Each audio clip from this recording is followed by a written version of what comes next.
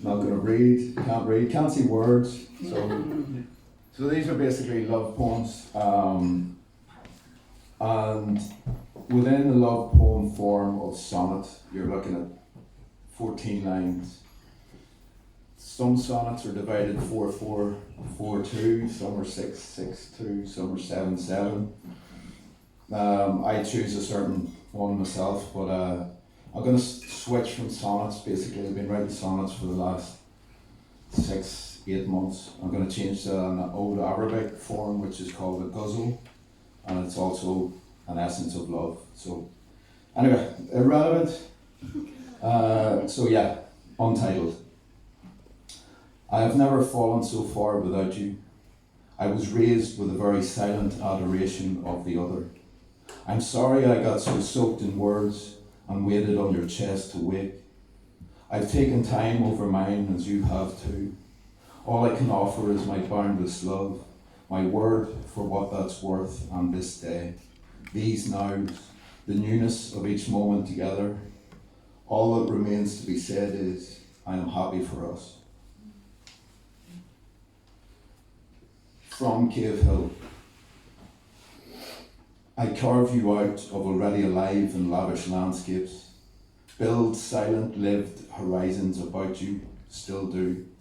I paint the offing of you, still raised with care some infant dreams. Write lines, fill books, foaming toward a ceiling. Nowheres and not heres form rock crop parts of this place. Hold all and none as room for this static sketch of breath. Rosetta Park. I asked you for a season. We went longer than that. I can still make sense of your room with a high ceiling, the new bed where we tapped out syllables on each other's skin. You taught me not to use the word beautiful in a poem, for we were poets. It wasn't long before our declarations, fuchsia buds sang plump songs just outside the pale muslin draped windows. You were my first ekphrasis, nourishing solitude sacrificed before the altar you and I had built, hand by hand. Yes!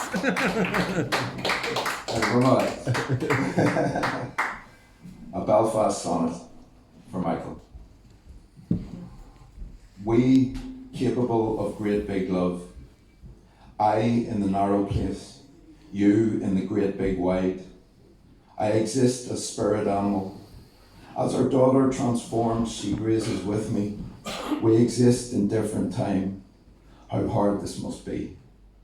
How, as love segments, pairs parts of old life to pieces, we walk these curbs, these streets, these alleys, drifting between lands of madmen, scholars, poets and such, she thrives. I gather prayer, myth in cold hands, give back what was never mine.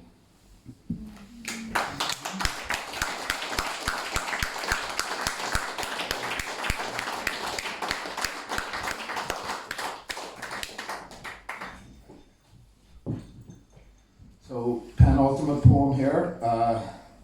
This one's for the poet who died and was buried. I was at his funeral the other day, but I took a panic attack and had to leave early and had a Guinness, 0, of course. So this is called Faces of the Poet for Michael. I'll take my mirror words to bed tonight. Narcissus, my twin. I crave one more peek at captivating face in water before I drift to sleep. These days of grief folded into me. Lake, partially frozen over this dark night, I kneel in your mud. Reflection, speak. Tell me who I should be about the passing of him. Did he kneel each night too, bead after bead? Was the reflection in pearly circles frozen in swollen self-love too? Or did he mean all those sincere lines he lived? Carefully crafted love notes, sketches of evolving souls, injustices.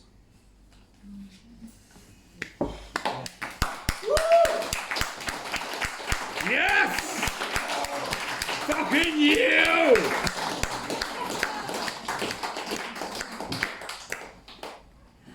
So this last poem of the night, I would like to dedicate to Davy and Dawn, who Dawn was on the door all night and Davy isn't driving. Are you? No, I can't remember. So this is Davy's dad died a year ago tomorrow, and he was a huge friend of mine. Love him very much. So this is Hummingbird for Jimmy, and just a wee caveat.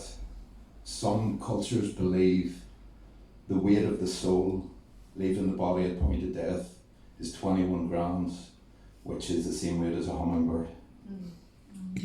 Hummingbird for Jimmy. You were fingerprints in the snow, individual, likely, definite. We followed you across your fields. Since we lost you, I see your face in my mind's eye at every turn. You left this island, all 21 grams, and yet the island feels heavier for its loss. Caught in this flood of creativity, I couldn't help but place my hand into the pool of our grief. I still expect those loving ways over a dry glass or two. You have shown me how.